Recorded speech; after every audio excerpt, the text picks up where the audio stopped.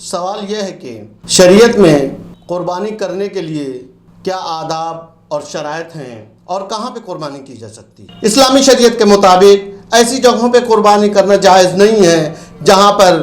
عمومی راستہ ہو، عمومی گلی ہو اور چلنے والوں کو اس سے تکلیف ہو یا رہنے والوں کو اذیت ہو یا وہاں پر گندگی پھیلتی ہو، بلکہ ایسے مقامات پر ذبح کرنا چاہیے جہاں پر کسی کو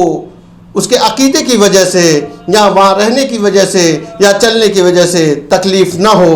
اور جو فضولات اس کے خارج ہوں، یوں ہی روڈ پر نہیں پھینکا جا سکتا، گلی کوچوں میں نہیں ڈالا جا سکتا یا کوڑے دانوں میں کھلے عام نہیں پھینکا جا سکتا، کیونکہ جو مسلمانوں کے حالات ہیں اور جو مسلمانوں کی بستیاں ہیں وہاں پہ کوڑے دانوں کے بڑے برے حالات ہوتے ہیں، اور بقرعید کے بعد جو منظر کھل کر سامنے آتا ہے اس سے اسلام اور مسلمانوں کی عزت اور آبرو کو کافی ٹھیس پہنچتی ہے۔ لہذا اسلامی شریعت کسی بھی حال میں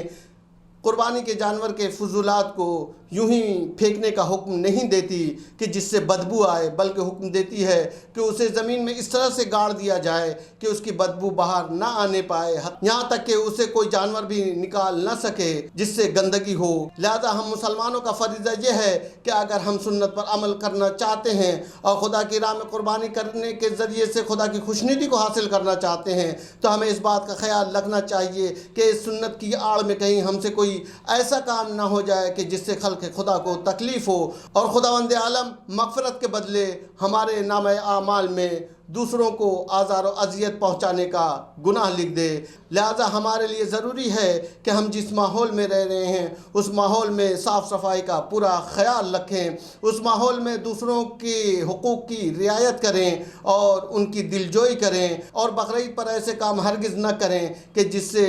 ہمارے دوسرے بھائیوں کو تکلیف ہو اور ان کو شکایت کا موقع ملے۔